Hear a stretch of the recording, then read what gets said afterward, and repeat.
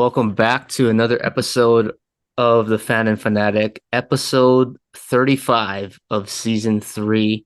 I'm sure you guys are wondering why I'm hosting now. Well, just to be safe, we might have some audio issues. We're having some technical difficulties, so just bear with us. That's why I'm taking the lead on this one. But we're still going to put out a show because there's a lot to talk about. The NBA playoffs are right around the corner. The play-in starts tomorrow.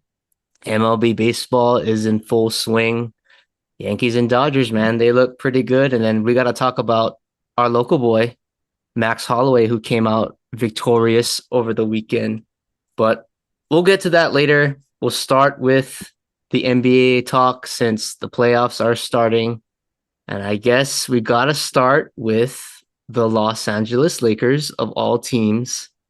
I guess you must be happy, Greg, because they got the 8 seed after 82 games. Talk about cutting it close. Are you happy? Like, are you relieved that they got the 8 seed? Like, what is your initial take on the regular season concluding for the Lakers? Yeah, definitely relieved is a good word.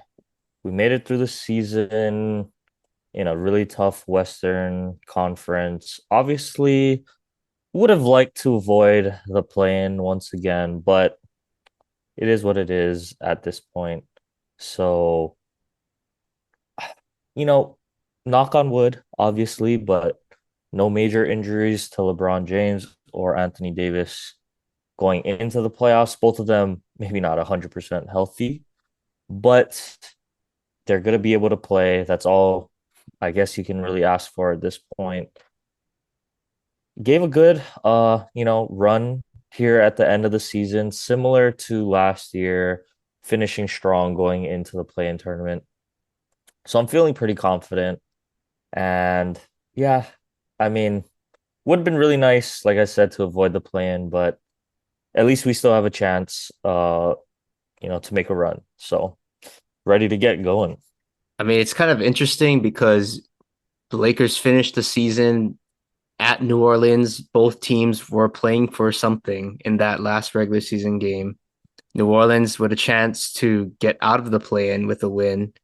Obviously, the Lakers with the win, they would clinch the 8 seed and avoid you could say, the lesser tier of the play-in in that 9-10 matchup. But kind of an interesting turnaround because they're literally just going to say run it back tomorrow. Lakers Pelicans.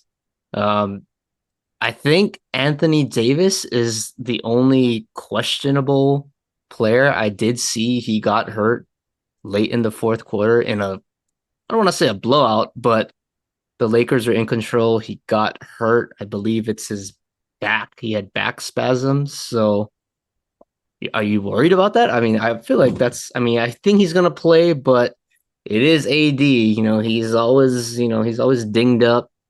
This year, I guess he's a little different because he's been kind of toughing it out a little bit more. But I don't know that does that not worry you a little bit as a Lakers fan? Like you kind of want both of them healthy if you're gonna even make a legit push this playoff run. To me, Right. I mean, obviously, yeah, you do want everyone to be 100%, but AD, you're gonna take him at whatever availability he's gonna give you. Played the most games of his career, I believe, this year, if I'm not mistaken, 70 plus 76 games. Yep. games. So only missed what, 5 games during the regular season. So hey, we needed him to play 76 games to get 47 wins. So, you know, obviously, like I said, it would be ideal for him to be a completely healthy, especially Anthony Davis. But something like the back spasms, it this one's a little bit hard for me personally to speak on this injury because I don't think I've ever had back spasms. Like But you I've always I've have had a sore back. I do have a sore back, but I don't have like back spasms. Um, I've had a sprained ankle before, so I kind of understand what something like that, would be like. Back spasms, I really can't um give a really good opinion on, but nothing broken, nothing torn, nothing pulled, strained, any of those big scary words. So I've got to be, I feel pretty good. And it sounds like he's going to play from what he's saying, at least. Um, LeBron, he's going to push himself. It's that time of the year where he really comes to lock in. And yeah, I mean, I'll take them at half strength than not at all, obviously, right? So, Right. It's um, LeBron uh, James. exactly. It's LeBron and AD. They've been here before, and I think they're in a good position right now, coming off the game against New Orleans, like you said, running it back. And yeah, because it is different if that last game the Pelicans had nothing to play for, but like you said, they had every reason to want to win that one because they would have escaped the play-in. So really meaningful game for them, and the Lakers to come out and dominate like they did. It gives me a little bit more reassurance going into this one. Yeah, I mean, initially, like if you preview just the initial matchup, I would favor the Lake. I see the Pelicans are favored by 1.5. That's what I'm seeing on ESPN, but it's kind of hard to not pick the Lakers in this situation, at least for me, because they just blitzed them on Sunday. Both teams were up and up in terms of health. I believe the Lakers and the Pelicans play each other in the in-season tournament back in when the NBA season started. And that was, you could say, a meaningful game in the tournament, and the Lakers came out victorious again. So it seems like the Lakers have their number, but I don't think that's the real dilemma for the Lakers. They have two chances to win to get into the playoffs. But the dilemma always comes back to when do you play the defending champion Nuggets? And it just so happens the Nuggets fell to the number 2 seed, which means the winner of this Pelicans Lakers game gets the glorious honor of playing the Nuggets. And a lot of sports media this morning, I saw Get Up with was it Mike Greenberg? He came out and just straight up said the Lakers should tank. I personally don't agree with, they're gonna tank the game, but I guess as a Lakers fan, is that something that you're thinking about? It's like, oh, if we lose, it's okay. Like we get to play the 8 seed game, possibly play the Thunder, but you do run the risk of missing the playoffs entirely. I want to hear your thoughts on how the Lakers should approach this play-in tournament. Yeah, so like Matt, this is something, I've been thinking about this for a couple weeks now. This isn't, something that surprised me necessarily. I entertained the idea that they need to avoid the Nuggets at all costs as much as possible, right? And pray that one of the other teams maybe bounce out the Nuggets before uh, the Western Conference Finals. But at this point, Matt, um, to be honest, now that we're here and I'm thinking about all the things that go into not only this play-in tournament, but a successful playoff run. To me, you want to establish that playoff mindset right here from the jump. And you know, I hear the other opinions, Mike Greenberg, like you said. I mean, personally, he says there are certain things he says that I don't always agree with.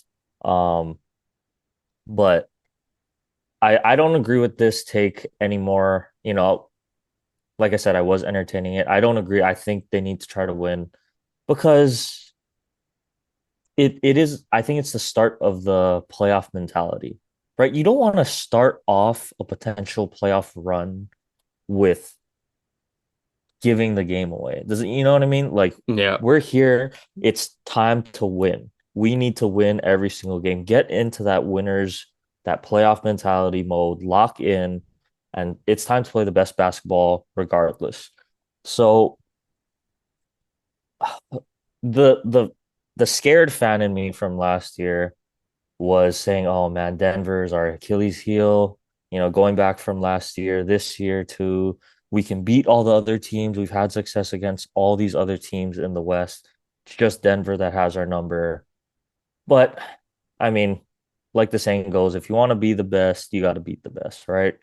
So why not, like Nick Wright's theory states, get them early with the most rest for an older LeBron James, a nicked up Anthony Davis, get this team as healthy as possible because you're going to need the stars to come out and play their best offense for one thing, but it's really going to be on the defensive end where it's going to matter the most, I think. So I think no, no tanking this one.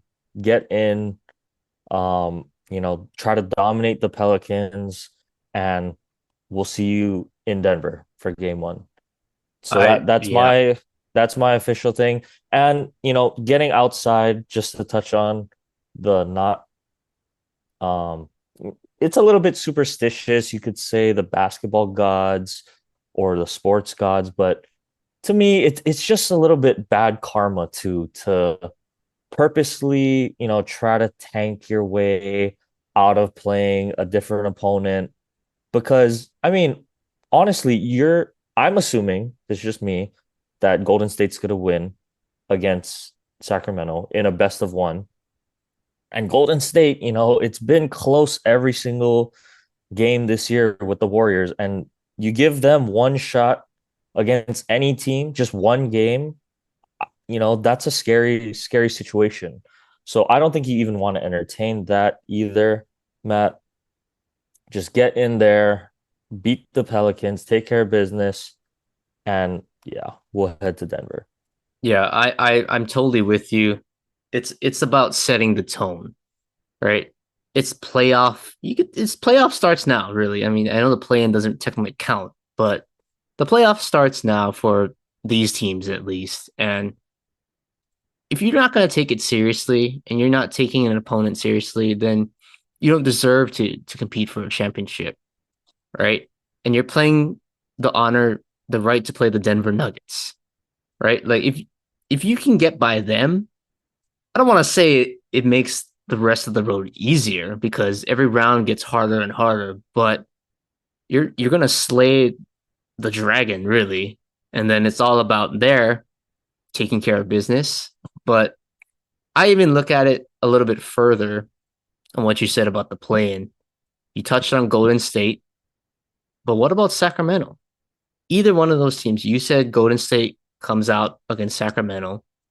So that means if the Lakers lose one game elimination against Golden State, I mean, Golden State just beat the Lakers last week in the Crypt pretty convincingly.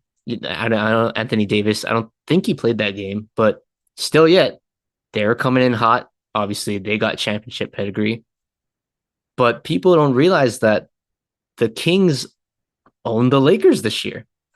Domantas Sabonis owns Anthony Davis for some odd reason in his career. So you really gonna run the risk of putting all the chips in against the Kings team that's gonna have no fear against the Lakers? They beat them down this year, you could say. That's a that's not a good matchup.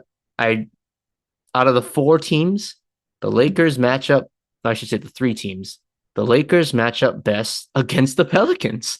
That's the best opportunity for them to win, even though it's on the road. I would rather take care of business against a team that I feel best equipped to beat rather than just because, oh, I'm going to play at home, home court advantage. Home court advantage doesn't matter to me in a game seven when you have championship pedigree. LeBron James, whatever. Steph Curry, whatever. It's a wash. So that's that's irrelevant to me. So you need to take care of business because Sacramento and Golden State, that's the dangerous teams that I really think they can knock you out. I would not be surprised if the Lakers get knocked out against one of those teams. So I always say set the tone early with the mentality. And then if you play Denver, just I don't want to say hope and pray, but hey, if just take your swing. And if you go down, oh well, at least you give LeBron an extra 2 months of rest on those legs. And maybe you can make a push next year with some roster adjustments and whatnot. But that's my thing. I think we're on the same page there. But I guess potentially this could be the last week of Lakers basketball. But what is your realistic expectation for this team? Can they actually go back to the conference finals? Maybe make it more than that. What's your Man, realistic take? well, realistically, I definitely think they escaped the plane somehow, some way. LeBron will figure out a way to get into the into the playoffs. I think it's more likely it gets done as the 7 seed than the 8 seed, but nevertheless, I do think somehow they find their way in, and I really do think they're going to play Denver. It's so tough, Matt, because I really want to believe that they can beat Denver. I do think though it's all going to be contingent on the return of Jared Vanderbilt because He's coming man, back. no, so that he's there's no set timetable still on his return, but man, if he doesn't come back, like that means our primary defender in the Jamal Murray and Jokic pick and roll is going to be either Austin Reeves, D'Angelo Russell, or you It can't be know, D'Angelo Russell. we're gonna have to throw bodies out there. Dinwiddie, Gabe Vincent, not still not, you know, elite perimeter defenders. Then if you want to, really go the defensive route, I guess you could throw out Cam Reddish, but what does that do for you offensively? Right? He's kind of struggled shooting the ball offensively this year. So it's just so tough because ideally I think you'd want to start Vando out there, you know, let someone come off the bench. Either Reeves, D'Lo, or Rui would come off the bench. Let Vando play the tough minutes against Murray, tire him out because he's our best perimeter defender, right? Helped with Steph last year and would have to serve that same role, play good defense in crunch time in that pick and roll. So I think if he comes back, I like our chances. If he doesn't, man, it's going to be a Herculean effort, I think, from LeBron James, Anthony Davis, and we can't have any more no shows from the other three. For Rui, Austin Reeves, D'Angelo Russell, those guys are going to need to step up big. Last year, I said, as long as one of them kind of steps up and has a good game, can be the third option on any given night, that's fine. I'm past that now. We need two out of the three. So that's my new thing. Two out of those three guys are going to need to produce 15 to 20 plus points for us to have a chance. One of them can be, their shot can be off or whatever it is, so be it. But if if it's only one of them hitting their shots, yeah, I don't really like our chances. That being said, I do think we can make it. I think we can make it to the final this year. Like that's my gut feeling because, like you said, getting past Denver is going to be the biggest hurdle. I still am strongly cemented in that idea, and they get past them, their confidence skyrockets. You know, so yeah, maybe I'm a little bit delusional, but I think we can make it to the finals against, I'm assuming, Boston. But yeah, well, Boston in the East. We'll get to our finals picks at the end of the NBA segment. But yeah, Lakers. Hard to say. It really depends on the matchup. If they play the Nuggets, I can't see them getting past Denver realistically. But against, say, they slip to the eight, you play a young OKC team.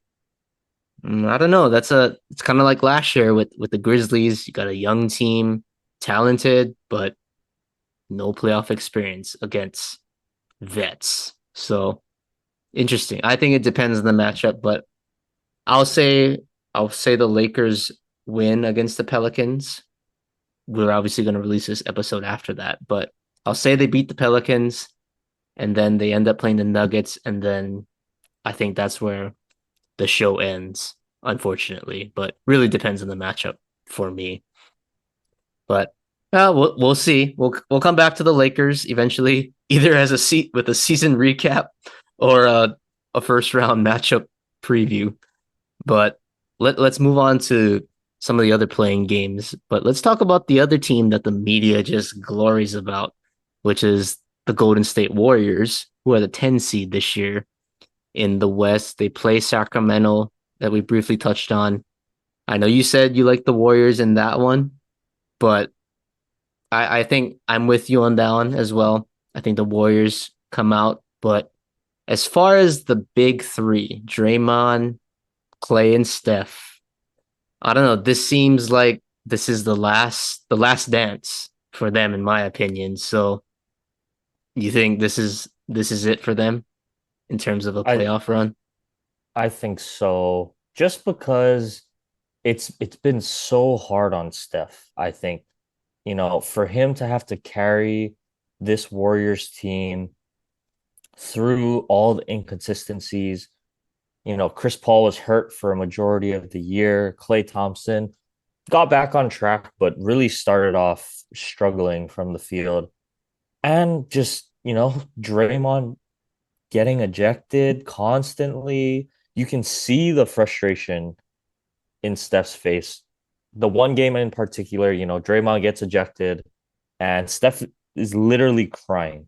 Like he was crying because, but I understand where he's coming from, and people could say whatever. Oh, they're mocking him. I don't know, but to me, that just shows how frustrated. Like those were the frustration tears, not like sadness tears or any of tears like that. But it's like he was so frustrated that he literally couldn't compose himself anymore. And I know, Steph has some moments where he'll like blow up at the refs or look a certain way. But at this point in his career, I think he's mastered, being pretty steady throughout the course of a game. So for him to do that early in the game to like, man, that was the biggest telltale sign for me. I don't know if they're going to keep Draymond, if they're going to keep Steph, but I think just so much has been put on his shoulders to carry this Warriors team this year. They got to make some moves to make it easier on him, honestly. Um, what is it gonna come down to? I'm not sure, but they're gonna need to move some pieces around, and I think it's time for the big three to kind of separate. Yeah, I don't think they're gonna move on from Steph. I mean, he's the franchise guy. He's the greatest warrior of all time. So he will don that uniform until he decides to call it quits, basically, I think. But I don't know. I could definitely see them moving off for sure. Draymond. I think Clay is the hard one because he doesn't have a, you could say, diva, right? He just plays his game. He hasn't been himself since the Achilles injury a few years ago, but he's getting a little older. But if they want to make the most out of Steph Curry's prime, which I would say he's still in it right now, uh, they need to get compensation. And I don't want to say they're rebuilding, but it's like they're retooling or reloading with maybe a younger like I don't know, if there's a younger superstar, maybe a Robin out there in free agency that they can sign. But yeah, I think the big three, I think it's run its course. And hats off to them. I mean, I think they're one of the greatest trios in, I would say, NBA history. But I'm thinking like recently, maybe like our era of basketball. It's them.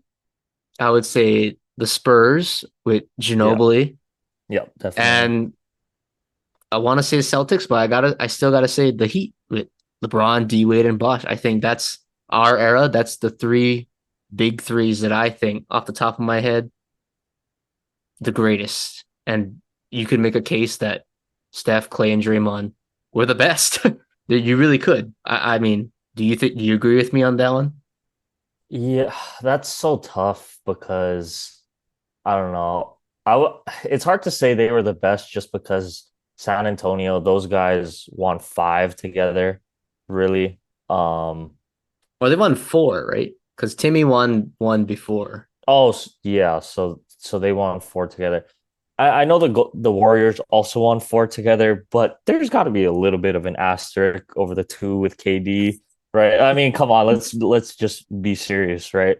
Um, but like I said, when we discussed their finals run a couple years ago against Boston, to me that was hands down the most impressive run and the one that also cemented Steph's legacy as being a clutch playoff performer and an all-time great, right?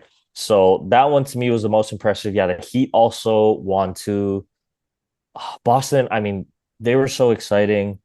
Gave Kobe, the great rivalry, Lakers and Celtics once again. But yeah, it if Boston just didn't win count by enough to me. yeah, if you count Yeah. by championships, yeah, the all the other ones had at least two, right? Hmm.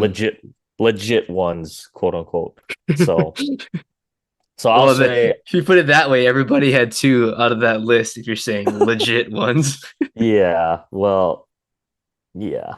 I mean, I would leave it at those three. I think that's a pretty safe big three.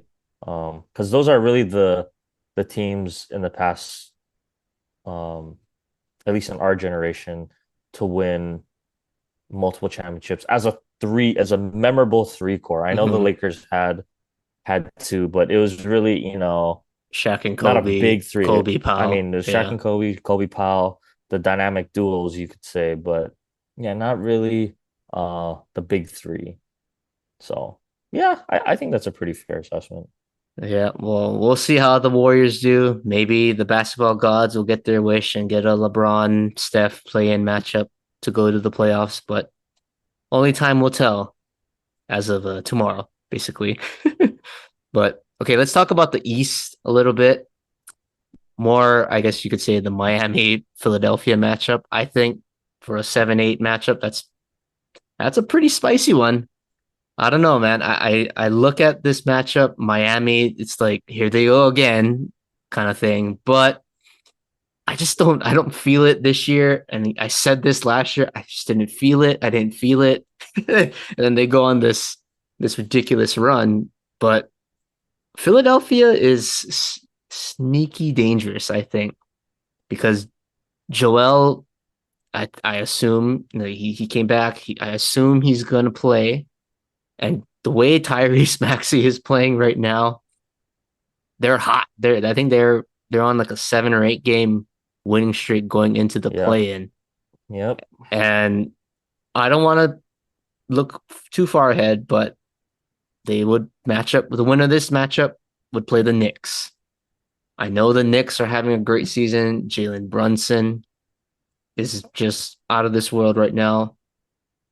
But don't tell me that the Philadelphia 76ers with a healthy or with a Joel Embiid that's able to play and Tyrese Maxey fear the Knicks. Like I this is like a sleeper pick for me, but I think whichever team it is, Miami or Philadelphia, I would not be surprised if they beat the Knicks in the next round.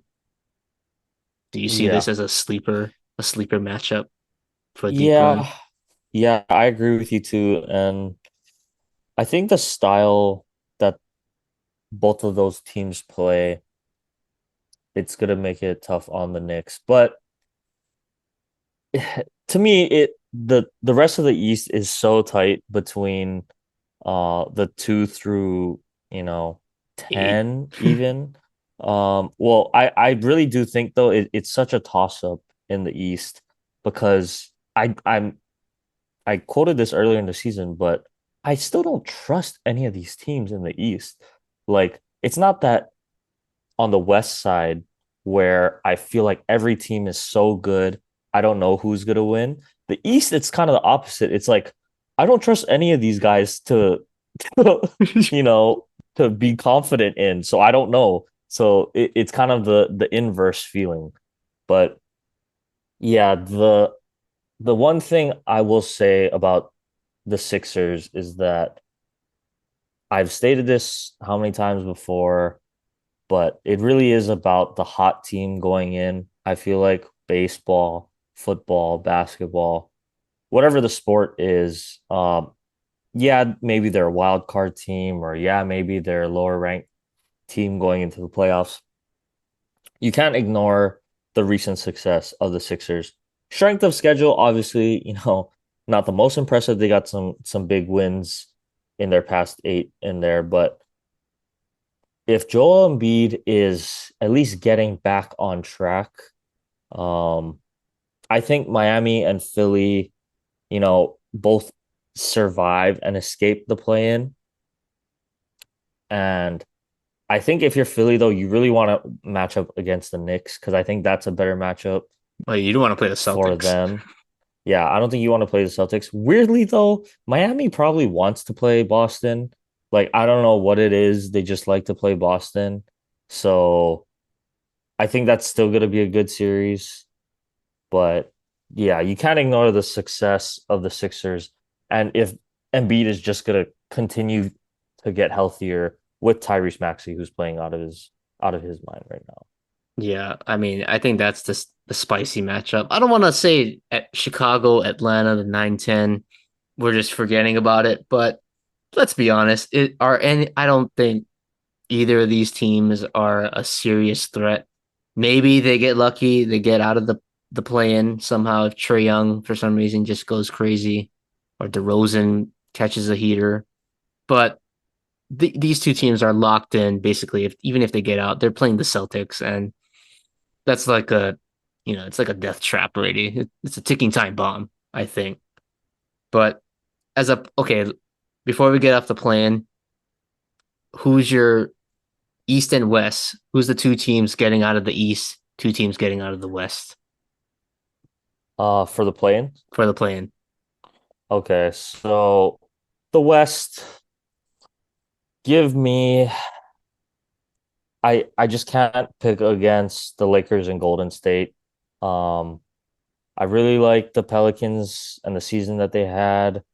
Same goes for the Kings, but I just think the ratings and the experience is going to be too good for the NBA to pass up. So they'll rig it a little bit. You know what I mean?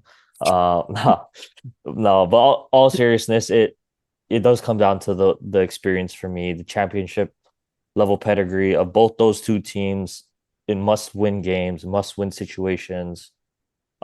Give me the experience over, you could say, the talent um, on the roster in a one game set. So give me those two. And from the East, I really want to say, maybe Chicago or maybe Atlanta has a chance. But if playoff Jimmy is here, Miami's getting in. And, Eric Spoelstra, he's one of my favorite coaches, obviously, UP alum. But I don't think he's going to let them slip out of the playoffs at all. And yeah, Philly just playing too good right now. So give me the 7-8s from the East. Okay, yeah, keep it short. I agree with all the teams that you said. I say Lakers as the 7, Warriors as the 8, Philly as the 7 in the East, and then Miami as the 8 in the East. But okay, let's look ahead to some of the first round matchups that we know that are for sure intact with the matchup. I mean, we don't have to go into all of them, but I'll give my take on which matchup I think is going to be the most entertaining that we know for sure. It's for me the Mavericks and the Clippers, the 4-5 matchup in the West. I think this is the year for Luka to I mean, I know he made it to the Western Conference Finals before with that run with Brunson, but I think this is the year he gets over the Clippers hump because he cannot beat the Clippers for some reason, but I think with the way they're playing with Kyrie playing as a great, 1A or 1B to Luka and just the Clippers, man. I was so disappointed in them because when we did our post All-Star game predictions, I had them as the number one threat out of the West over the Nuggets. And that made me look stupid with the way that they looked down the stretch. So I think this is a great matchup. I would not be surprised if it goes seven, but give me Dallas. I think Dallas can make a run in this one. And then hey, they're out of the Denver side of the bracket, you could say. So I don't know, man. I think Western Conference Finals for the Mavericks. Am I delusional on that? No, because yeah, you took my answer. I was gonna say I Okay. think um it's just the fact that Dallas proved me wrong this year. I said at the beginning of the season, yeah, the Kyrie trade is flashy. It's gonna have ratings. It looks good on paper. There's well, I kept saying there's only one ball to go around. I don't see how both of them can get theirs. I think I don't want to say ego, but something was gonna come into play and it wasn't gonna work. But they I was proved wrong. Um, yeah, they definitely look like they're clicking at the right time. Luca playing at an MVP level, honestly, he's not getting a ton of the MVP consideration, at least seriously. But I think he's playing the best basketball of his career easily. And now Kyrie is back in full force, like the lefty game winner runner over Jokic. This team, it's maybe they really just needed um a compliment to Luca in that sense. I thought it was going to be the same as an older LeBron team where you just surround him with good shooters, and a rim runner. But no, this team has really, really hit their stride. The rest of the last two games, um, so I'm not going to count that. But if you don't count those last two games, they only had two losses, Matt, uh, since March 7th. So they are peaking at the absolute perfect, perfect, perfect time right now. And you want to talk about the hot team, right? They're the hottest team in the West going into this thing. So yeah, I think the West definitely needs to look out for Dallas. I was gonna say Dallas was gonna be my sleeper pick to make it to the finals out of the West. So yeah, I think we're on the same page there. Okay. Let's shift over to the other Western Conference matchup. Timberwolves, Suns, the 3-6. Kind of a experience versus youth, another matchup in this one. But I want to say Minnesota finally gets over the hump, but I picked the Suns as a contender when we did our post All-Star game predictions. So it's hard for me to kind of jump off that one because of the talent. This one, I guess this is my upset of the West with the six seed winning. I think Phoenix beats Minnesota in this one as good as a season the Timberwolves have had. I think I'll take experience over youth in this matchup. What do you think? Man, this one is so hard. It really is hard Um, because all the teams in the West are pretty even. I'll put that out there. So yeah, you know what, Matt? As much as I favor experience in the playoffs, as I also have to favor depth. And I just don't think Phoenix is that deep as much of a three-headed monster they have in Durant, Beal, and Booker. they they only go like seven deep, really, in their roster, and I think Minnesota just has more bodies that can play. I'm gonna take Minnesota. I think this is the year Anthony Edwards starts to put himself into the upper echelon of NBA superstars. So I still think it'll go at least 6 games, but I'll take Minnesota in this one. Okay. I mean, no wrong pick in the West, let's be honest. But the East, I would say, just it's a different feeling in the East with everybody except the Celtics for me. And I'm looking at the Milwaukee Indiana matchup. I'm still gonna lean Milwaukee, but I am not confident in the Bucks right now. You talked about teams you want to be peaking, you want to be hitting your stride. This is like the one team that's going backwards in terms of my feeling and how they've been playing. Giannis is hurt now, so I I I don't know. Do you think the Pacers have a legit shot to upset the Bucks in the first round? Oh, definitely. And honestly, Matt, I think the Damian Lillard experiment has is going to be marked as a failure. Honestly, um, it just they just don't look like they're always on the same page. As good as this team is on paper to me, the Pacers have had their number all year. I don't know why, I don't know how, but I definitely think they have not only do they have a shot, I'm expecting the Pacers to come out and win this series. That's bold. Okay, I was gonna ask. Well, we were supposed to have a guest on. Things happen. I was gonna ask him this question in Logan, but do you think there's a possibility Dame gets traded in the offseason if they flame out? I think if they lose in the first round, it's almost a guarantee. Almost a guarantee unless Giannis steps in and says, "No, I believe in Dame. We need to rebuild the roster around it." But man, the Drew Holiday trade is just Yeah. glaring bigger and bigger each day, I think, Matt. And I still don't understand the move by Milwaukee because I still think they had enough offense. Like they knew what their offense was. Um, and Drew Holiday is just so versatile, as a third, fourth option scoring wise, but elite, elite perimeter defense. And I love Dame. We love Dame. We've watched him since college.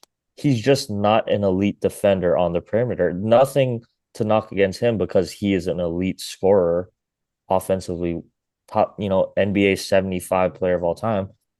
But what it does for that Bucks team just never seemed to quite click or work out for them. So yeah, Matt, it is hard, but I think if they get bounced, I don't even care if it goes to seven. If they don't make it past the first round, I think Dame is going to get traded somewhere else. Ooh. I'll put it even further than that. I think if they don't get to they have to get to the Eastern Conference Finals, and it has to be against Boston. That's like the only excuse I think. Yeah, okay, you go against Boston. They were the best team all year. Tip your hat to them. We took our swing, but say for some reason Boston gets eliminated and you lose in the Eastern Conference Finals to anyone other than Boston, I still think that's a failure because talent wise, this team is just too good to not get to the finals if it's not against the Celtics. That's the one team that, if you just look at talent alone, they match up. Obviously, Boston's chemistry right now is just off the charts with the coaching. Doc Rivers, right? Doc Rivers is another one. Like the dude is on the ultimate hot seat in the NBA, I think. But I think, yeah, anything less than an Eastern Conference Finals appearance against the Celtics is something needs to change in Milwaukee. And I think Dame, I'm with you. I think they blow it up if they lose in the first round, but who, how are they gonna like? Who are they gonna get? Do people even want Dame because of his contract? Like, I think that's a huge thing. Is the contract? Is he a durable player at this point in his career? Like the value, I think, is down with Dame this year. He's still, all-star level player, but just doesn't look like Portland Dame in a sense. And I don't know. Call me crazy, but I think living in Milwaukee has an impact. I think he was so comfortable in Portland. Like outside of basketball, I think that kind of matters, to be honest, for some guys. And Dame in Milwaukee, just living there, taking out the basketball, it sounds like he was depressed or he's depressed. Like it really does sound like he's depressed. And I think that's a possibility that it's affecting his play on the court because when your mental isn't right, forget it. Just forget it. However good you are at your talent or your skill set, it doesn't matter if you're mentally not there. And I just don't think Dame in Milwaukee mentally, it's just not the same like as in Portland. Portland, the whole city, just like Dame ran this Oregon. He had the support. It just like there's no like all in with Dame. It's like, yeah, it's Giannis's team, but okay, Dame. Yeah, Dame's there too. Yippee. But I just don't feel that outside of basketball, Dame has the right support around him. And I think that's affecting his play on the court. So even more so, get him out of there. Maybe it's a win-win for both sides if it doesn't pan out this year. But yeah, the Bucks, man, definitely a team that's on the hot seat. And then I guess the last matchup, since we kind of went through all of them, Cleveland, Orlando, probably the least sexiest first round matchup in terms of media hype. But Orlando, Paulo Banchero, Franz Wagner, yeah, I would not be surprised if they beat the Cavs. I would say they beat the Cavs in 6 games. I'll give the Magic some flowers because they definitely exceeded their expectations this year. Yeah, they exceeded expectations, but give me Cleveland. I'm taking Cleveland. Cleveland. All right. Straight up then. All right. I think that was pretty much it. So NBA wise, we got one more thing. Our usual playoff, start of the playoffs, we get a reset on our finals predictions. So our playoff edition, why don't you give me your finals preview or prediction? East and West, baby. Man, yeah, Matt, this is so tough. I think the East, I just can't pick against Boston. They clinched the 1 seed. They're gonna play majority of games at home, I would think. So I just don't think any team in the East is gonna be able to stack up with Boston. I think Boston is gonna take it out of the East. Um, Out of the West, man, this is tough. I'll go spicy here. I'll say Dallas. I think this is Dallas's year. I think this is the beginning, because as good as Jokic is, I don't know, something about Dallas this year with Luca. Um, I think if he can make it to the finals, then yeah, it's the start of the the iconic superstar. Not just talking about he's already a superstar, we know this, but I'm talking putting him to the next level, you know, all time solidified all time great if Luka can do that. That's my spicy one. Obviously, I hope it's the Lakers. Um, don't want to go too boring because I could easily say Denver and Boston, pick the boring ones, but nah, give me Dallas. I'll say Dallas and Boston. All right. Yeah, I it's so hard not to pick Denver and Boston for me. That would be my true finals Yeah, if prediction. I was like gonna put money on it, Like, yeah, I would pick I'll Denver throw and that out. Denver and Boston would be my pick, but I was with you, so I'll go something different. I like the Mavericks pick. Boston, we'll put them in the East. Let's say that. The West, it's like picking a random number and it's like, okay, that's fine. But call me crazy. Give me the Suns. Give me the Suns. Um, it's Katie, I like Katie, man. I think Katie, he's he just he just hoops, man. He's just a hooper.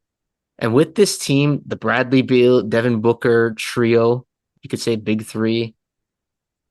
On paper, this is like the most explosive scoring team that like in the NBA. And they're playing against a young team against Minnesota, experience versus youth. They could easily get knocked out in the first round, but how explosive they can be should scare teams. And if they get hot, nobody is going to stop them. Like nobody's going to stop them offensively. And if they can just play some defense with KD, Josh Okogie, Ken Nurkic, at least kind of control the paint, grab rebounds. There's a chance for this team. So give me Phoenix out of the West. That'll be my wild card pick. Suns and the Celtics. But Celtics is like whatever. Everyone's gonna pick the Celtics. But okay, I'm locking that in. So yeah, I think are we good on the NBA for a week because next week could be a whole different tone in the NBA. yeah, I think so. Yeah. All right. Well, I think that's enough basketball for this point. So we'll skip over. Let's talk about some baseball and then we'll go into our quick hitters. I think we should like we always go Yankees, then Dodgers. Why don't we start with your team? Oh gosh. We have to start with your team, not with the things that are happening on the field, but how about the news that was dropped by your boy Jeff Passan, MLB insider, ESPN? He's the man, right, of the source. But there is some updates on Ippei. This whole saga just continues to grow. Jeff Passan tweeted a few days ago that Ippei Mizuhara was charged with stealing over $16 million from Shohei Otani's bank account. And he apparently placed about 19,000 bets, which is ridiculous. I think he lost almost $41 million in his total gambling fiasco. And apparently he hasn't done anything on baseball, which makes it, I guess, a little better. But you as a Dodgers fan, you have to be feeling something about the news that just keeps coming out with this thing. I know you didn't want to talk about it until you heard more, but here's the you heard more part. Ippei's the Ippei information is being leaked, man. Like you have to be feeling something as a Dodgers Yeah, fan. I mean it's getting leaked. Um, I just don't understand why Dodgers can't stay away from these PR nightmares as of late. Um, but the good news, the one caveat in all of this is what I'm reading from reports now, and I'm not gonna mess this up because I read the reports, by from He Jeff doesn't want to get Passan. flamed Don't on, want on to get social media. flamed again by Shohei's army. But I mean, all of the text that appears to have been released thus far, um, there's nothing that has incriminated Shohei. I believe that is 100% correct. It appears, the leaks. from the feds report is that Shohei is pretty much absolved from being involved in this betting thing. At least as of now, the reports that are out as of now, nothing incriminating Shohei, which I mean, honestly, that's the most important thing for me. Um, just an unfortunate situation for Shohei overall. The 19,000 total bets placed is an absolute insanity. I don't know how he kept getting, the permission from his bookie to even place that many bets every single day because it's one thing if you're doing it on like an automated.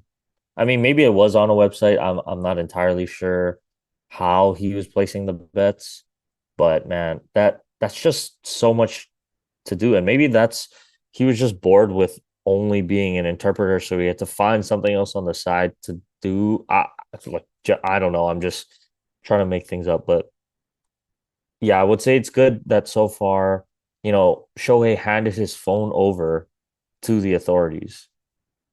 He's cooperating fully with the investigation, and they haven't found anything linking him and Ippei with the gambling situation. I feel for Shohei because the reports are indicating that, yeah, Ippei really just stole from him, which is just, it sucks because not only is someone stealing millions of dollars from you, but your best friend, right? The guy you've become so close with over the years and honestly was starting to they were kind of becoming like a package deal, right? It's like Shohei and Ippei, wherever they go. And so just really sad in that aspect. And then the other part too, like you said, is no bets on baseball. So that's at least good. Really takes out any more ambiguity of the situation there. So, man, yeah, that's all I gotta say as of now. We can talk actual baseball if you want, because I still really do want like the trial to, um be held, or sorry, it's the arrangement hearing Yeah, um May to 9th be is his held. arrangement hearing. And then we'll see what happens from there. I heard, like I said, everything is just leaks at this point, right? But I heard he is planning on pleading guilty. We'll see if anything changes from now and then. But yeah, I really do want to wait for the hearing. Okay. We'll put the Ipe saga to bed for Just what is pause. it? We'll A pause it. month. A month. Yeah. We'll put it to bed for a month then. How about that? Yeah. But okay, let's talk about baseball then. Your Dodgers, I think they're still the best team in the National League. Kind of a rough series against the Padres. Yeah, I mean, well, you know my thing, right? Um, it's early in the season. I have full faith in this team, moving forward, but yeah, a little bit of a rough patch here. Um, Lost a series against the Padres, like you said, the bullpen really struggling to kind of hold it down, I would say, to a certain extent. But it's still so early, Matt. Like I just can't really get too high or too low. We're still waiting on so many arms to come back. Starting arms, I should say, right? Walker Buehler, hopefully he returns sometime soon. James Paxton, I think it was a miracle he only let in 3 runs on Sunday Night Baseball because I think he had 8 walks. So 8 walks equating to only 3 runs in 5 innings. I mean, that's a miracle, I would say. But like even today's game, yes, it's always disheartening when you lose to the Nationals, especially where they're at right now. Tyler Glass now, I mean, he had his worst game of the season thus far, got kind of lit up for 6 runs in 5 innings, but I think he's just gonna have games like this every once in a while during the regular season. Nothing to get overly concerned about. If it's just one game, every so many starts. But the real dilemma, I guess you could say, the thing that I am the most concerned about, even more so than the bullpen or anything like that, is 7 through 9 uh in the order right now, Matt. It is not good. Teoscar Hernandez, an amazing pickup, I think, by this Dodgers front office, for them to get out a guy, and he's just playing really well right now. We'll see if the average can stay like this throughout the season, but the power that he brings, especially against left-handed pitching, I think is just going to be huge for this team. And he seems more confident and he's having more fun than he did in Seattle. They were saying he struggled to see the ball when he was with the Mariners. So it seems like he's gotten his confidence back. And I think that's, especially in baseball, right? As a hitter, it having confidence is so huge. So really glad to see him having a bounce back here thus far. And Max Muncy, Max, he's been playing really well. The on-base percentage is kind of creeping back again. I mean, his OPS, it's at 858, right now, which, hey, that's pretty amazing for him. So yeah, I really like how things are going. He's hitting 260. If he can stay at like hover around 250, that's outstanding, I think, for Max Muncy over the course of the year. So, the walks are back up along with the average, kind of what you want to see out of Max. But man, this bottom of the order, it is problematic.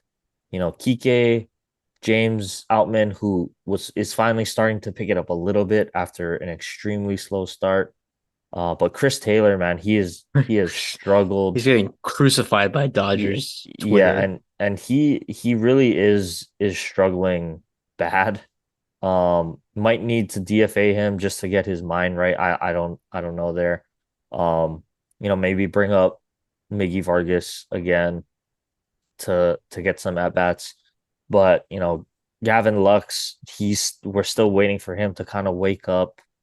Somehow Miguel Rojas, you know, started off so strong, but even he's starting to fade in his opportunities now. It, this can't be sustainable though, Matt. We need guys to be at least hitting around 200 as the season goes on. I don't know who it's going to be. Ideally, I think it'll be James Outman. Hopefully, Jason Hayward, when he comes back, can provide a little bit of a boost to the platoon as well. But as of right now, I would say, yeah, biggest concern outside of health is just production from the bottom of the order. I think Outman, he's a tricky one because you got to be kind of delicate with him because I want to say he's a young player, but experience wise in the league, is this his second year as a full Second time year. starter? So he's still, getting his feet wet in the majors. So it's like if he struggles, like how long of a leash do you give a guy like that?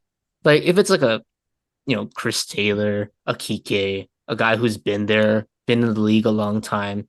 But you can kind of be more like, oh, he's struggling. Like, okay, we'll sit him. Let's play somebody else. But it's like, well, if you do that to Outman too fast, it's like, ooh, he might take it the wrong way. Like, full time starter, and then it feels like a demotion almost like. But with guys like Kike, Chris Taylor, they kind of know their role. So it's like, okay, you can be a little more aggressive with who you want to play, how quickly you want to replace them. But yeah, the Altman thing that's going to be huge for you guys, I think, because of that situation. I mean, you had him penciled in as your everyday center fielder, so you can't have a center fielder not hit like unless he's just an absolute glove out there, like platinum gold glove out there, which maybe he can be, but I don't think he's at that level just yet. So I think he's the guy that you really need to get going. And then,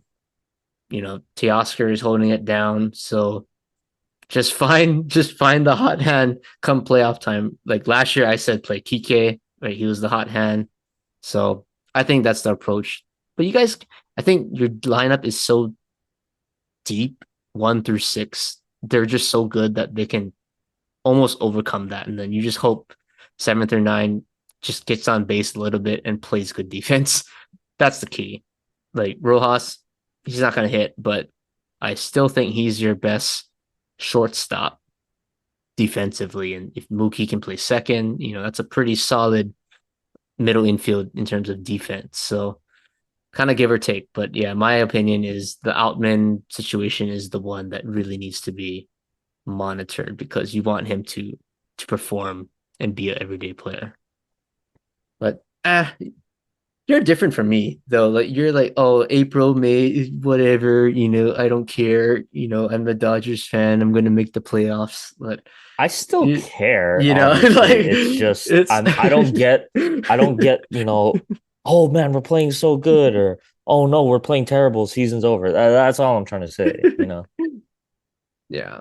Well, my Yankees, rough couple games, on 2-game losing streak after Monday.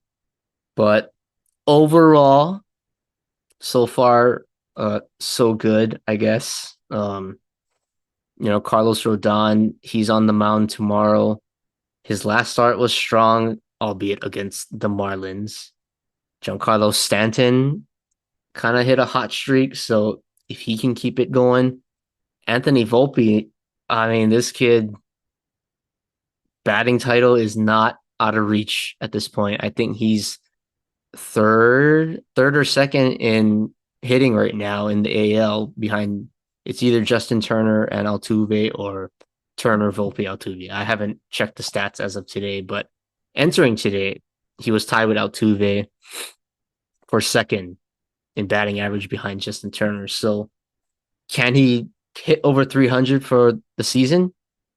Yeah, I think so. And as of right now, this is going to be our leadoff hitter for the next 10, 12 years, which is great because he's getting on base. I believe his on base percentage right now is 464, which is absurd. I don't think it's going to stay that high, but you can get on. He's got speed, and then obviously Soto and Judge behind you. That can be dangerous. So I'm hoping Volpe can keep it going. I mean, over the weekend, I saw some great at bats highlighted by his clutch game tying double against arguably one of the best closers in baseball in Emmanuel Clase. I mean, to smack a RBI double with his 101 mile per hour cutter, practically impossible for really anybody to hit that thing, but to barrel that up with 2 strikes, that is a professional at that. Um, it still concerns me that Judge is just kind of slow. He still has the lowest batting average on the team of qualified everyday players. He's hitting below the Mendoza line, which is not good at all. But I don't think in Yankee land people are gonna panic. But you cannot be a third batter and hit 194 like that. I don't care who you are. Like that's just unacceptable. It is early. He's got some time to rewrite the ship and get hot, but every series now it's kind of like, okay, when is he gonna get hot? When is he coming? Is it now? Is it next series? We're just kind of waiting for that run from Aaron Judge. But offensively, I think this team is clicking right now. They're playing small ball. I liked over the weekend they went to extras. Labor Torres, of all people, bunting with guys first and second, nobody out. Like I like the different approach from this Yankees team offensively. But the one thing that's still an issue is defense and pitching in terms of walks for pitchers. Luis Heel today, I mean, you said James Paxton had 8 walks, so I was like, oh man, like I didn't think there was going to be somebody worse than Luis Heel in terms of control, but 7 walks, 6 strikeouts, that's not a good stat line. I mean, you lose 3-1. You practically gave them 2 runs because you walked in, the bases loaded for the most part. You walk IKF out of all people. It's like, why are you trying to pitch around IKF? Like, no disrespect, but it's like if he's gonna beat you, tip your hat to him. But you cannot walk the bottom of the lineup in and then you're throwing wild pitches, that gets across the runs. So, simple things like that. You just got to clean that up, and maybe we would have won the game today. Our offense didn't show up, but could have been 1-1. And then who knows what happens in extras. The Yankees have been, for the most part, pretty good in close games this year. But defensively, Gleyber Torres, Anthony Rizzo in particular, too many errors. The Yankees lead the MLB in errors. That's not a good stat to be on.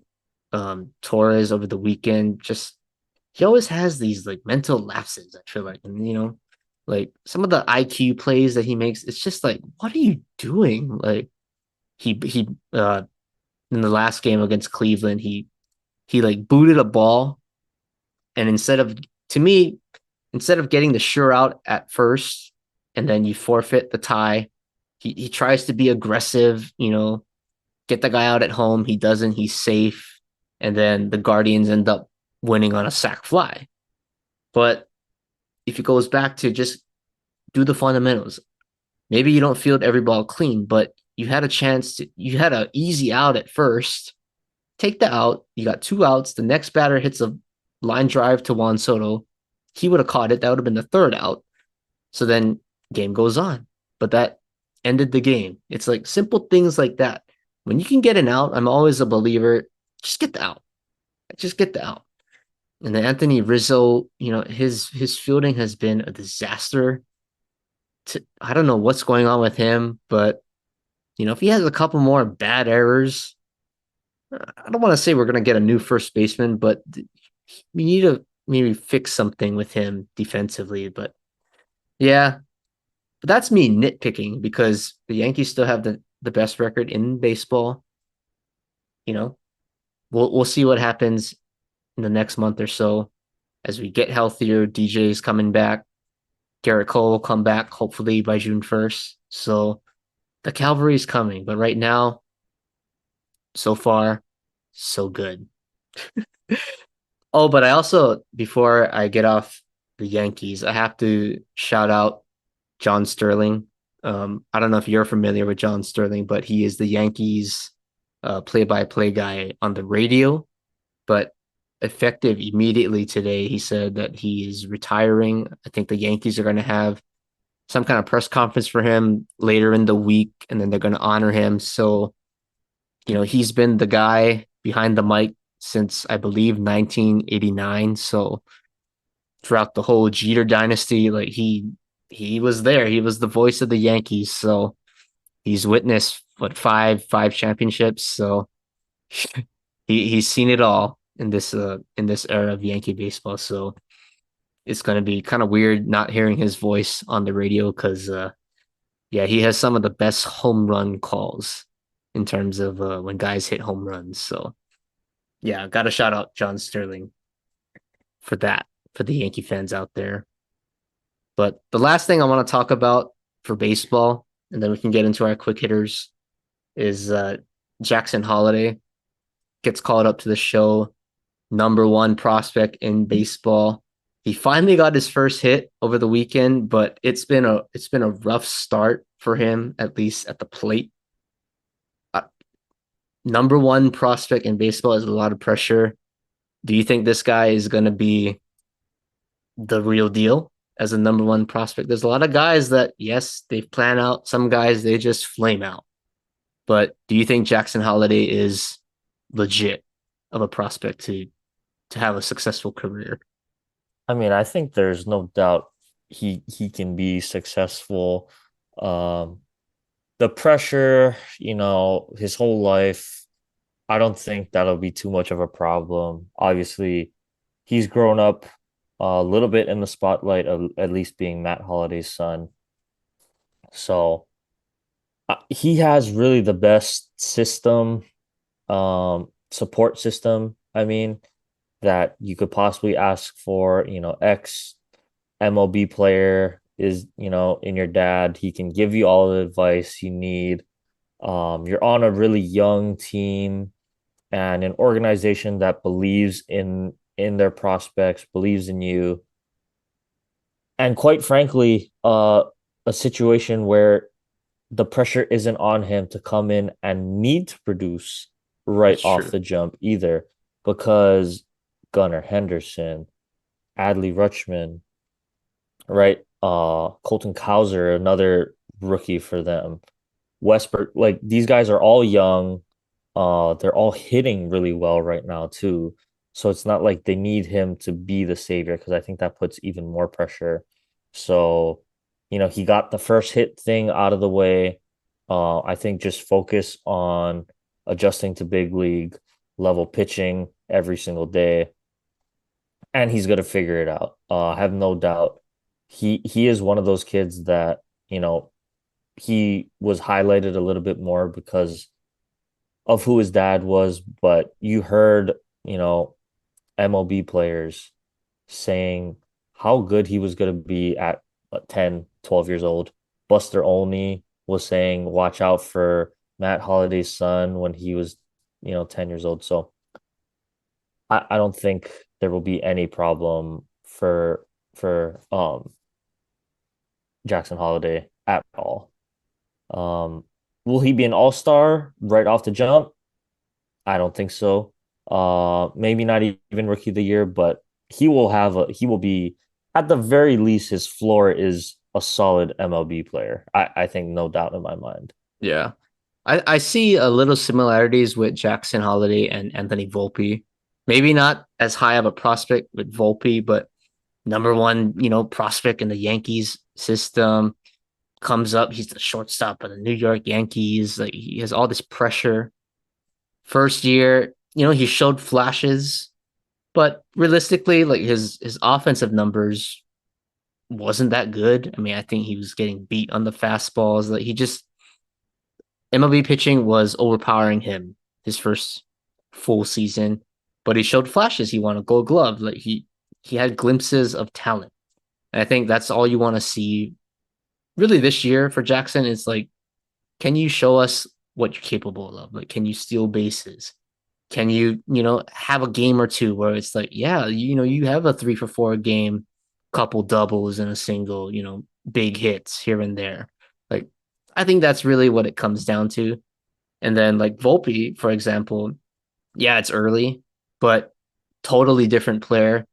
It seems like he's more comfortable in the box, right? That's always the thing. Can they hit? So with Jackson, it's like the first year, it's the growing pains, but the second year, the third year, that's when it's like you can really tell if this kid is gonna make a big impact or not. So I think he has time. He's got about 2 to 3 years, I think, to make that assessment. But like you said, I think his floor is he'll be in the league for quite a while.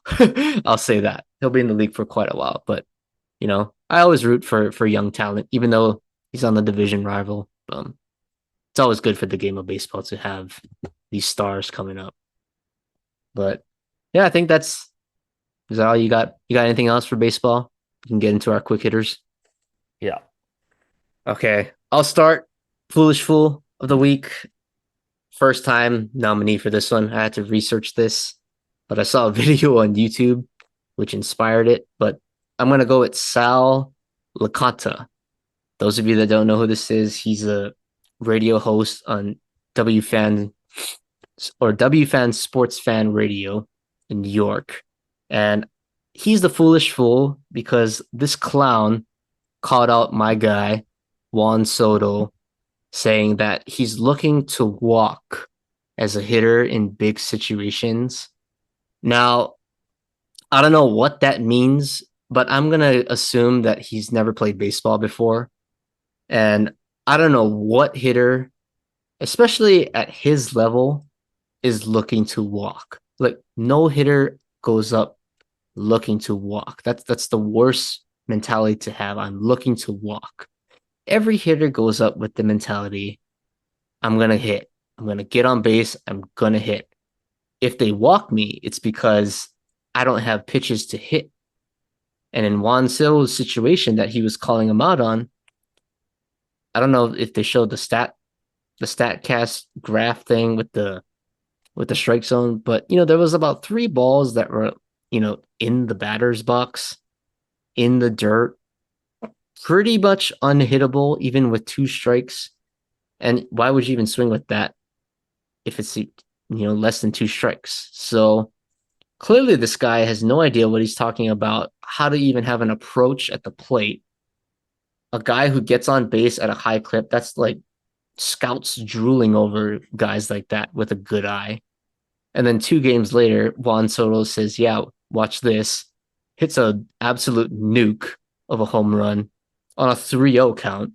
So if you're telling me he's looking to walk, why is he swinging on 3-0? Oh, because he's a good hitter and he got himself in a hitter's count, which is what baseball players do, is hit the baseball, not look to walk. So I just had to point that out. I was very upset when I saw that comment from him. So you are definitely the foolish fool of the week for me. But on a happier note, this is a big one. I think you got your state of the 808, and we kind of mentioned it in the intro. I'll give you the floor on this one because he definitely deserves his flowers. Yeah, this one might not be too quick. I don't want to rant on for No, too long. I want to. This is a good one. I think. So, like I said last week, it was Max Holloway fight week, and UFC 300, man, it showed out. The biggest event, at least top to bottom, in UFC history. So many, current and former champions on the card from early prelims, starting off with a former champion in Figueiredo to the last fight with Pereira. So, man, got to talk about Max first of all. I mean, I'm still kind of recovering from the fight himself. So fighting Justin Gaethje for the BMF title.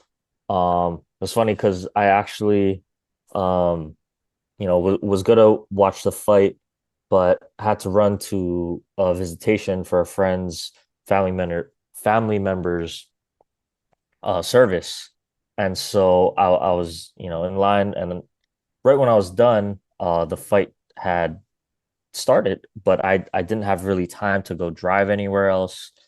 So I was watching it with Wes for a little bit Oh actually, gosh. um, just out in the parking lot. But luckily I have some family that's buried in that same cemetery, so just kind of it was kind of cool, a little cool moment for me. I kind of went over to my uncle's plot there. So I kind of was just watching the fight with him, uh, trying not to be too loud, but getting to the fight itself, yeah, it was a special moment for me just because the a picture perfect moment really for Max, you know, for him to knock out Justin Gaethje like how he did in the manner that he did, just so I could go on, um but really it's just the culmination of everything leading up for this fight alone is what made it so special. um so first of all, going back to when this fight was made, people saying, well, why is Max taking this fight? There's no reason for him to be taking this fight against Justin Gaethje, moving up in weight division to 155. Topuria is there, so he kind of was able to escape Volk, to maybe look for a title shot there. But a lot of people, and I would even say myself for a bit, just questioning why he would entertain this fight. But Max is a dog, right? He's a warrior. He's just straight up like West Side Banger. No, like honestly. So he went out to take this fight and really make a statement, I think, to the UFC. People consider Max a vet because he's been doing this for what, 12 plus years now in the UFC, but really he's only 32 years old. And as an athlete, and especially as a fighter, that's still pretty young, right? Like he's got a lot of years left in the tank should he so choose to pursue that. So really kind of in a prime of his career. So not only was he the underdog, but even going up into the fight week, right? Betting wise, he's the underdog. A lot of people not really giving him a chance, at least with the knockout power, because we all know Max is an elite level fighter, but not always necessarily known for the one punch knockout power like say Justin Gaethje. Different style of fighters. Exactly. So, leading up to it, even myself, I did think Max, had a chance to win, obviously. I thought he was gonna win, but I didn't expect it to be in that fashion, right? And really the BMF title, the BMF belt, it's just a belt for the people. To me, it's like a people's champ belt, right? Because, as great as the UFC is because of the wrestling, the grappling, the different fighting styles like that, there's something about, the sheer violence of the UFC, especially when it comes to guys like that where, they're just gonna try to knock the other guy out. And as I would say a casual fan of the UFC, that's what I like to see. Maybe that's just something um, in me, but I mean, even Maddie, she never watched fighting before, but I was just I put it on, and she just got like hooked instantly because there's something I think innate about human nature. Like go back to the times of the gladiators, right? People have always been watching other guys like beat each other Well, up. the Like gladiators, they're like people, killing each well, other. they're killing each other That's a little exactly. But farther. I'm just saying, right? Like watching fighting has gone back centuries in human history. So there's something primal there, I think, that excites people. And yeah, in the fight itself, after that first round, I felt really, really good because you could tell he was I think he was a little bit quicker, just a step ahead of Justin, which I didn't quite expect. I thought, Justin was going to be landing some big shots early, but Max really stayed relatively out of danger. Hit him with a spinning back Oh, kick that that leg kick was landed right on the nasty. nose. And I think really, Matt, that was a big factor in the fight because it looks like it straight busted Justin Gaethje's nose. I think he's had nose problems in the past, getting hit and it'll swell up on him. But when they showed the replay, right? I mean, picture perfect. His heel just clipped Gaethje's nose perfectly, and I think it just busted it. So, having to breathe out of your mouth the entire time after that just makes it even more difficult. You got blood gushing down, getting in the way, affecting your breathing. Um, the one thing I will say that was unfortunate, there was two eye pokes from Max to Gate to Justin. So I'm hoping that didn't hamper his vision too much. He said he was fine, but I mean, Justin Gaethje is one of those guys where he's not going to let anything stop him. He's going to go out there and try to win the fight no matter what. Could be an eye poke, it could be you know something else illegal. He's like, I don't care. Let's just fight. If he could go, he's gonna go. So I respect that about Justin Gaethje.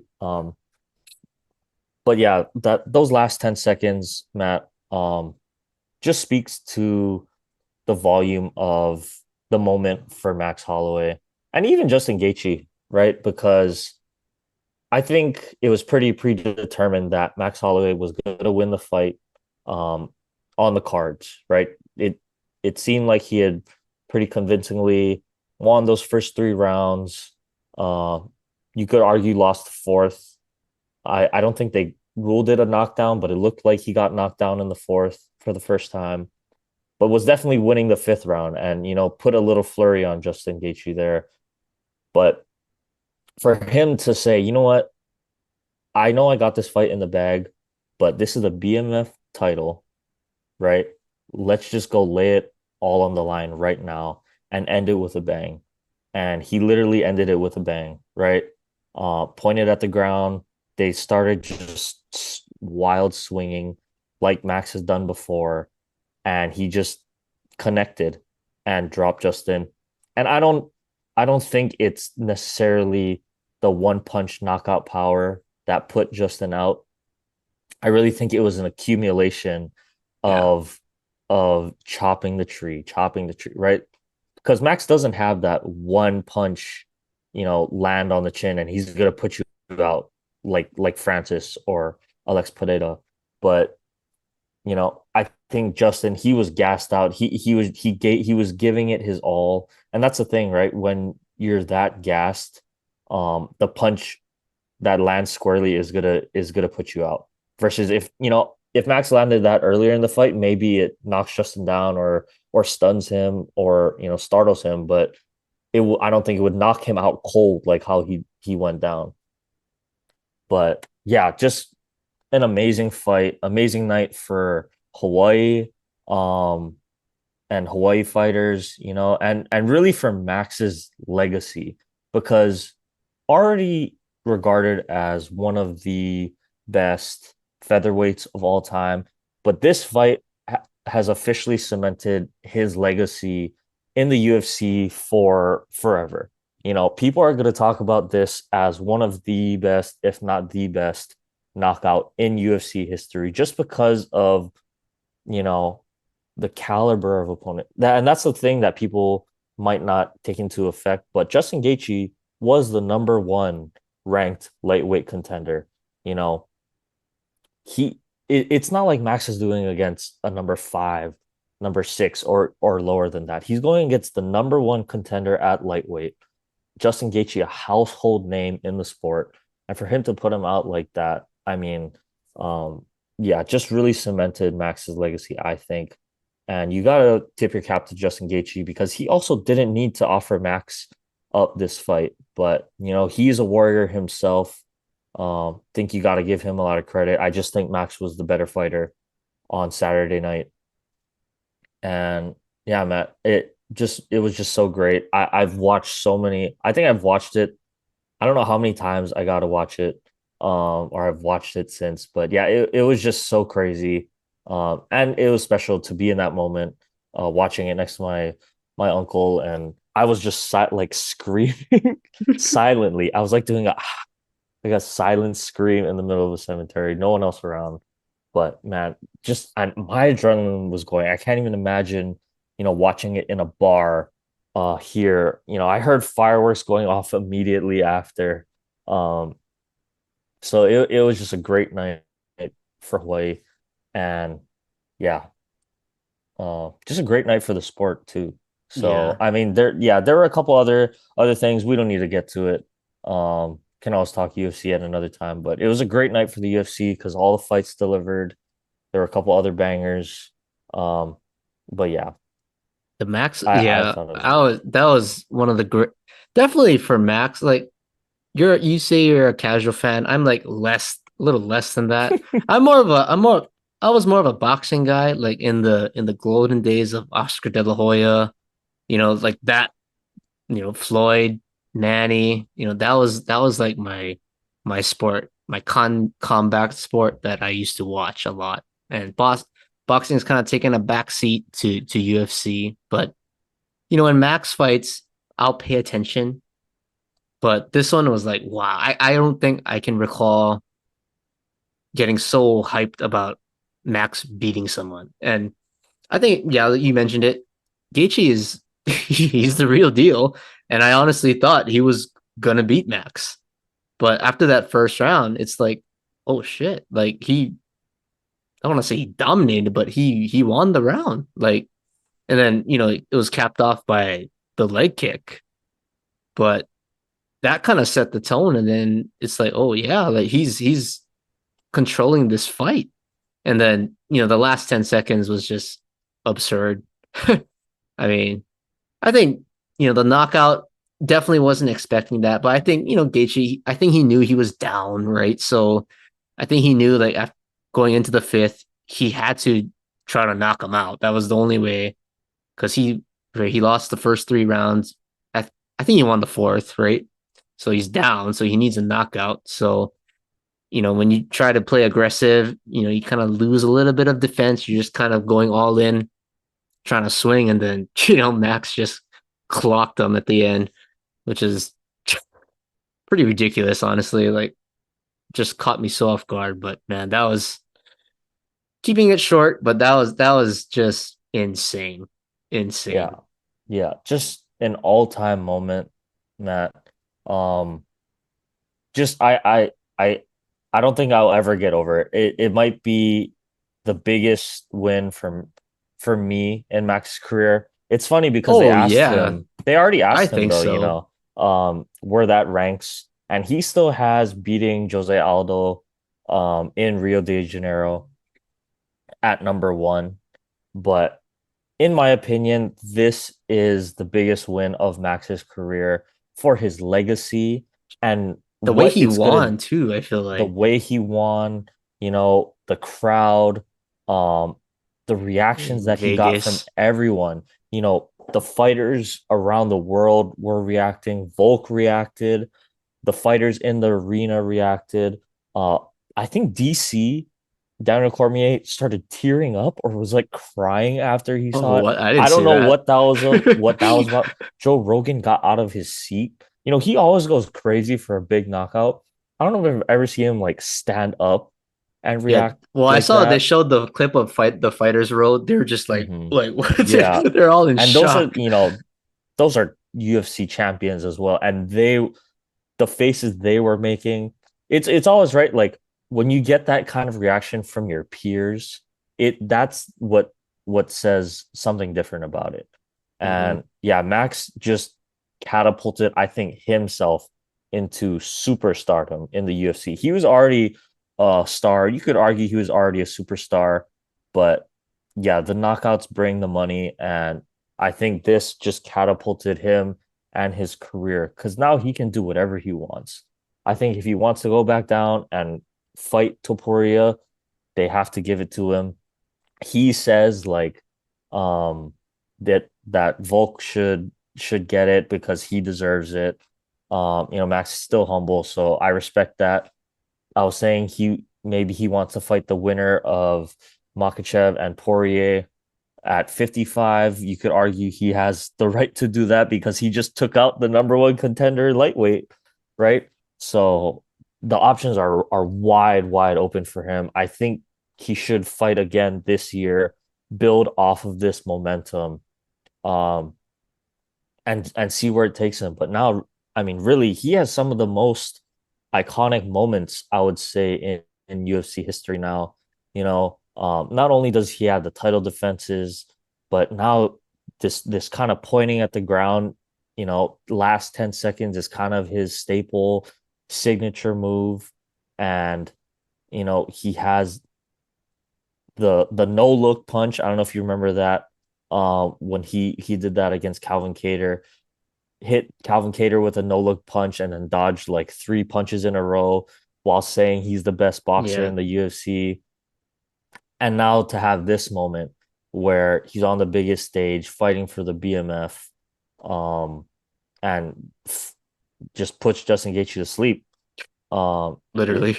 Yeah, literally. So, like I said, all the respect to Justin Gaethje, but man, what a night for Max, and his stock because he just rejuvenated and exploded his stardom after, kind of going through the down times, losing to Volk three times, people wondering, oh, is this it? Is it all downhill from here? I think he silenced a lot of the doubters and maybe seeing the beginning of the Max Holloway era round two in the UFC. So really exciting stuff. Yeah, like that. I knew that was gonna be, a in-depth conversation, but it was well worth it. So salute, Max. Thank you for putting Hawaii back on the map.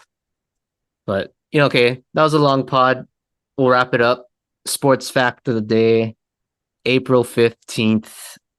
Let's go back to 1997 because that's when baseball honored Jackie Robinson by retiring the number 42 for all teams. April 15th is now universally known as Jackie Robinson Day.